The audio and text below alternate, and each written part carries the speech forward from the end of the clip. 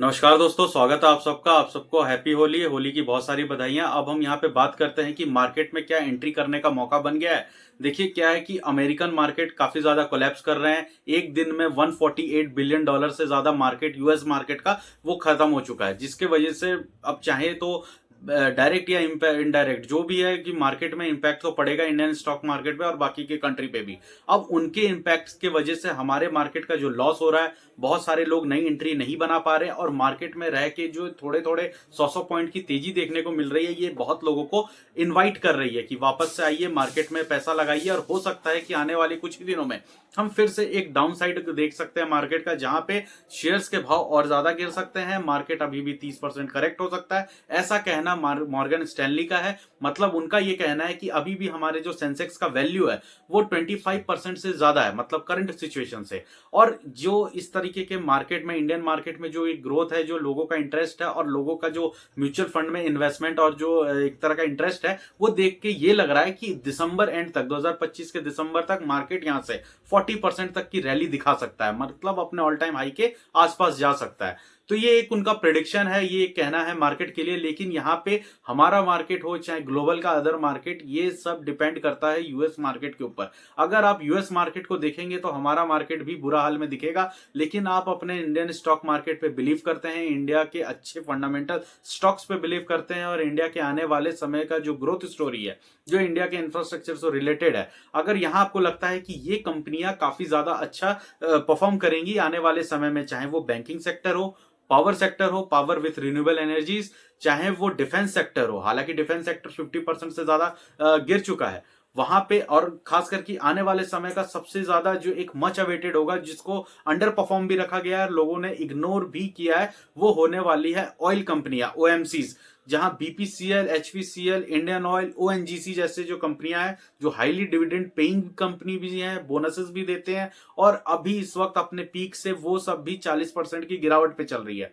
इन कंपनियों पे भी काफी ज्यादा ध्यान देने का आपके पास अपॉर्चुनिटी है, क्योंकि जितना ज्यादा वर्ल्ड का मार्केट खराब होगा, कमोडिटीज के प्राइस बढ़ेंगे, कमोडिटीज की वैल्यू बढ़ेगी, चाहे वो क्रूड ऑयल हो, यानी कि ऑयल मार्केटिंग कंपनियों पे इंपैक्ट, या फिर गोल्ड हो। इस समय गोल्ड की बात कोई नहीं कर रहा है, 88,000 पे गोल्ड अपने ऑल टाइम हाई पे ट्रेड कर रहा है। गोल्ड जब हमारा मार्केट अपना रिकवर करने लगेगा, यूएस मार्केट की अनसर्टेनिटी थोड़ी रुकने लगेगी, जो कि अभी रुकती हुई नहीं दिख रही है, तो गोल्ड के प्राइसेस डिक्लाइन होने लगेंगे। अभी दुनिया भर का जो एसेट्स है वो इक्विटीज से निकल के डेरिवेटिव्स की तरफ जा रहा है, कमोडिटीज की तरफ जा रहा है। और डेरिवेटिव्स का ये हाल है, मतलब जो अदर एक्सचेंजेस हैं, जो अदर करेंसीज हैं, यहाँ पे डॉलर मजबूत होता जा रहा है। डॉलर की मजबूत होने से इंडियन मार्केट और बाकी के अदर इंडेक्सेस को भी काफी ज्यादा इंपैक्ट होगा। अब एक सिंपल सी बात यहां समझते हैं कि यूएस की अनसर्टेनिटी, मतलब यूएस में जो ये प्रॉब्लम चल रही है, ट्रम्प के आए दिन जो बयान बदलते रहते हैं, उनके जो टैरिफ्स पे दिक्कतें आ रही,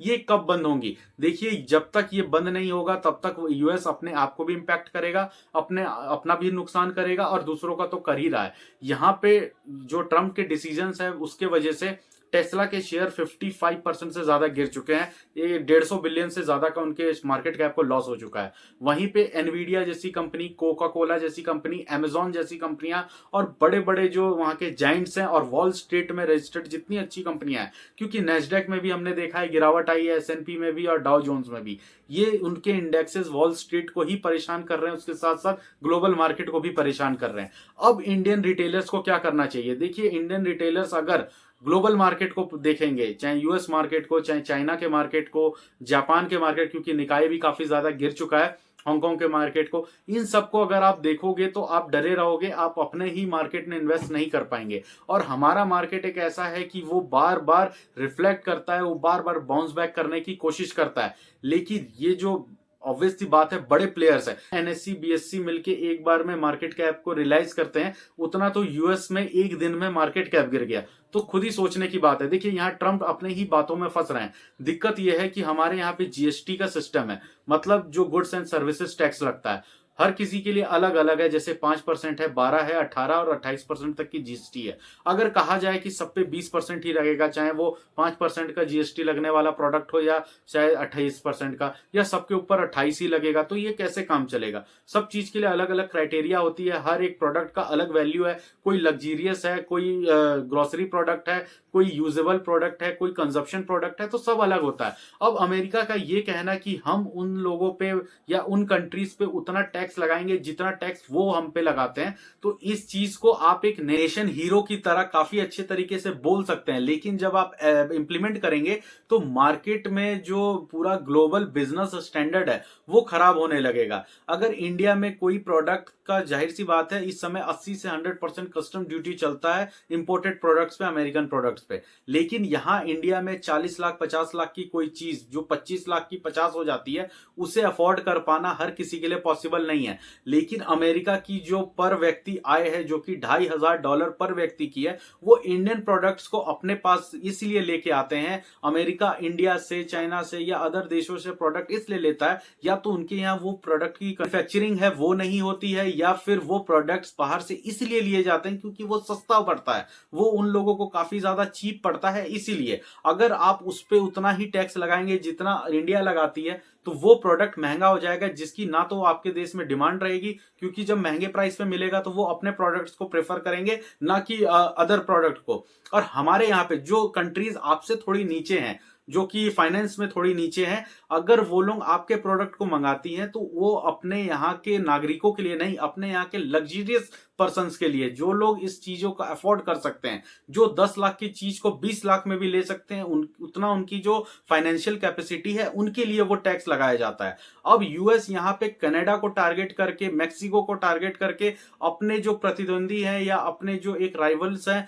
उनके वजह से पूरे ग्लोबल मार्केट में ये जो प्रॉब्लम्स क्रिएट कर रहे हैं ट्रेड का, ये हो सकता है कि इनको ही उल्टा पड़ जाए, ये दाव उनको ही उल्टा पड़ जाए, सारा ग्लोबल ट्रेड से है वो खराब होने लगे, क्योंकि यहां पे वो डॉलर की पावर को बढ़ाने के लिए, डॉलर को मजबूत करने के लिए और गोल्ड रिजर्व्स पे सबसे ज्यादा अपना एक हिस्सा बनाने के लिए इस तरह के फैसले ले रहे हैं, जिसके वजह से इक्विटीज की वैल्यू गिर रही है, मार्केट की वैल्यू गिर रही है, मार्केट के अंदर जो पैसे की वैल्यू है वो डाउन हो रही है। तो यहां पे जब प्रोडक्ट और पैसे की वैल्यू डाउन होगी, तब आपकी इक्विटी एक्सचेंजेस, मतलब जो स्टॉक मार्केट है, वहां से रिटर्न मिलना कम हो जाएगा। अब इसमें एक पॉलिटिकल सिनेरियो ये भी है कि उनके साथ वैसे भी एक बिजनेसमैन काफी ज्यादा पॉपुलर है, एलन मस्क, वो उनके साथ स्टेज पे रहते हैं, उनको तो विभाग भी दिया गया। अगर इंडिया में या हमारे अदर कंट्रीज में तो नहीं पता, लेकिन इंडिया के हिसाब से अगर मैं बात करूं तो यहाँ का अगर पॉलिटिकल सिस्टम किसी बिजनेसमैन को अपने साथ हमेशा लेके चले, उसको एक यहाँ पे हमारे जो संविधान है वहां पे एक अच्छा